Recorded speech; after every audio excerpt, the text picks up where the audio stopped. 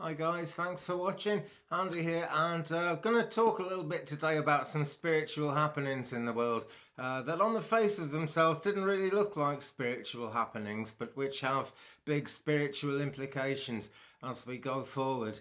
The first one that sprang to my attention was the great fire in Notre Dame Cathedral in Paris in France. And that sort of struck me on two levels, really. On the one hand, I immediately realised that millions, if not billions of pounds or euros or whatever, money anyway, huge amounts of money would be raised to pay to kind of do whatever they can to repair the damage. I mean, it took a very long time to build it, so it's not going to happen overnight.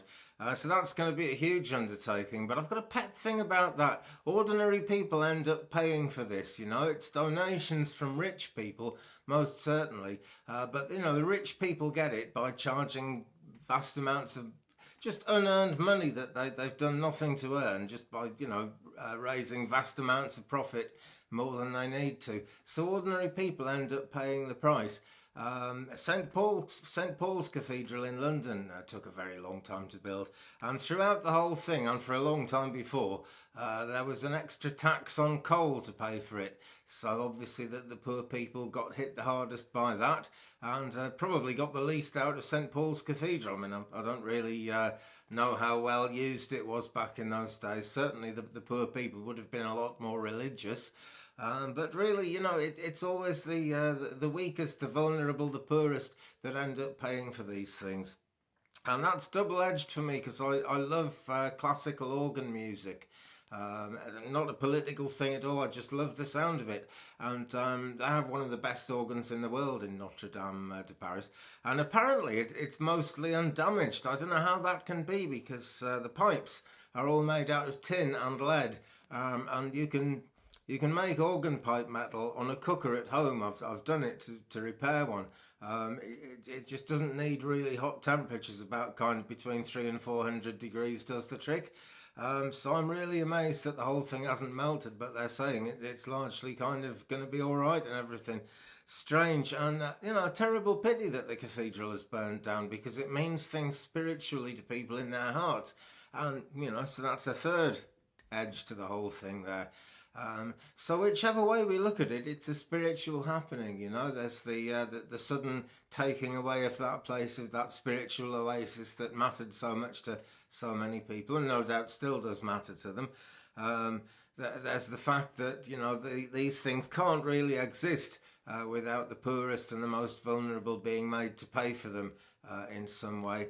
And the other side of it is just there's people starving in the world, and look at how much blinking cash is going into this and into other things around the world. I'm constantly, because I like this classical organ music, I constantly hear of millions of pounds being spent on organs.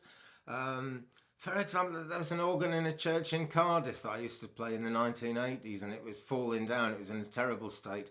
But it was a really valuable one from Victorian times, and they paid to have it done up, and they spent $500,000 just having it cleaned out and put back together. Very, very expensive. And churches work on that basis of having the most expensive things they can as an offering to God. And in so many ways it's genuinely meant, and you'll find that many of the priests and many of the monks and the people who go the people who go to the churches see it that way. But really, how actually good is it? That there are people starving, they're crying out to God, and according to the Christian vision of things, God sees the people starving and sees other people wanting to spend millions of pounds on a musical instrument. Astonishing. And there'll be possibly billions of euros now for Notre Dame. I don't know. It's certainly going to take a very long time to build up, but I've no doubt they'll do it. There's something inevitable about it when the established church gets involved with the thing. And they'll kind of railroad it through somehow, and it'll happen, and it'll be put back, and it'll be a wonderful tourist attraction. Maybe it'll make a lot of money for the government of Paris. I don't know. I really don't know how it irons out. But as a psychic, as a medium, as a spiritual person, I'm looking at the actual spiritual consequences of it, and it really doesn't look good if so much money is going to be spent on that. Another big thing that's happened this week, which I think has brought a shift in thinking to a great many people, even people like me who already agreed with it, actually, is the Extinction Rally, it's the Extinction Rebellion, that's it, which happened in London over Easter weekend. And I mean, it's been going on since about November. I think they first came out of the closet about it and started really making it out there and getting it well known. And it looked to me to be a tremendous success. The police kind of standing around, not able to do that much because there were so many of them, and not really wanting to arrest anyone, because the whole point was they were trying to get people arrested because it was going to make such a stand, such a demonstration that so many people were willing to actually give up their freedom, at least for a short time, to make this change happen, to show how important it was, and it is.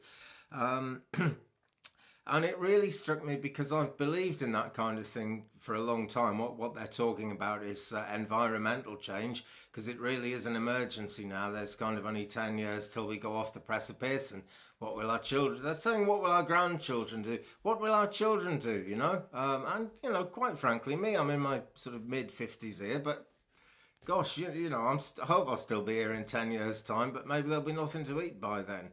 Nobody really knows, but it's that serious. It's that serious, and I've believed it was that serious since the 1980s. I really, that's when I first became aware of these things. It was around the time I started reading the tarot and doing psychic things, and it just, astral projection was another thing actually, and that made a big difference. I just couldn't ignore the fact that you know, looking around and seeing the environment being damaged as much as it was, seeing people killing each other, seeing injustices of all kinds, money all in the wrong place. I couldn't ignore that anymore. And so I've believed and I've believed and I've believed. And, you know, somehow kind of I've ended up decades later, and I drive a diesel car. There's a confession for you. Just about the most toxic thing you can do, really.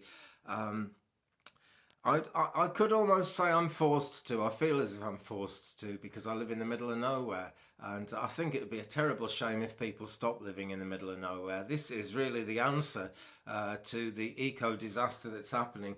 There are vast areas of the countryside that big commercial interests will not buy and farm, because it's like here, it's on the side of a mountain, and it's a very steep-sided valley down to the bottom, and there's trees everywhere. But individual people can grow their own food in little patches of land like we've got out here, and this is the way to go forward. I'm sure of it. And that was very real to me in the 80s, which is why when I got a house, I came and got one here. And I've been very happy to be here ever since, I'm happy to say. But it's not like that for everybody, not at all. And, you know, grim reality is what it is. And many people have to live in town to be close to the action. People with medical conditions have to be close to access to, you know, facilities to help with anything to do with that. So, you know, no one can really help the way things have ended up. And I don't personally think it's such a massive conspiracy, or at least not a hidden conspiracy. We've known who town planners are and exactly what they do for a very long time, because we can see it when we go out into the town. So I don't know. I think perhaps there has been conspiracy there. I certainly wouldn't want to dismiss that, but it's just the way things have ended up, whether it's a conspiracy or not. You know what I mean? And it takes a shock to move things forward. And the shock of Notre Dame, I hoped, was going to make people, kind of shock people into believing it and realising that they should be giving their resources and their money to those people who need it, those animals who need it, and to the environment, which, you know, is actually our mother. And that sounds such flowery language, but what on earth would we do without the planet? You know, or if the planet was so depleted that we couldn't live on it anymore, that's going to mean we can't live on it anymore. So, you know, really serious thing, and many people are turning to that. But with Notre Dame, it's just very quickly everyone's kind of decided the best thing to do is give it a lot of money. Never mind the starving people, never mind the injustices, never mind the vulnerable. Just give that money to Notre Dame to get it back. Well, you know, if they build it up, excuse me, if they build it up again, I might very well go and look round it, because it's such a beautiful place. Because, you know, it is what it is. Excuse me, drink of tea here. It simply is what it is. But I really, really would have loved to see people kind of say, no, let's give our money to something more important than that. The Extinction Rebellion has had a bit more of an effect than that. I'm sure of this because although I don't know a great deal about the details, so I don't watch television here because I can't get a signal. I've looked at the news this morning and it is actually still going on. I'm sure the authorities believed this would fizzle out on Easter Monday or after Easter Monday when everyone has to go back to work. But of course, you know, lots of people haven't got work to go back to because of political cock-ups, is probably the best thing I can say about that. A lot of people got no work to go to and they're very happy to be still out there demonstrating, trying to make the difference, trying to make the change. And, you know, for so many of us, we've got to keep on doing what we were already doing because kind of the rainbow thing hasn't taken over yet. But it's actually a reiteration of the hippie thing and things that have happened before that. But you know, from the 1960s, it happened again in the 70s, the 80s, every decade since. Only this time it's not really hippies, it's kind of very real people who are trying to get on with their lives, but also are very, very concerned about what's going to happen 10 years down the line. I believe we'll see more and more change going on from that, but it's difficult, you know. My decision is to, instead of keep on repairing my diesel car, I want to get an electric vehicle of some kind. Even an electric bicycle would do, because they're fabulously expensive, because it's become a rich thing. But even then, you know, lithium-ion batteries, what's that doing to the planet? It's seriously worth thinking about. I would say less damage than diesel fumes, so I'm still going for it. But that is going to kind of, at first, it's going to cut my world right down. I have faith that after that, my world will increase a lot again, because that's the way these things go if we have faith in them. It's positive thinking, I know, but I've found that it works. Big decision, but how many people are actually in a position to be able to make that decision in a here and now way? Very difficult, but people are changing over their way of thinking in new ways all the time.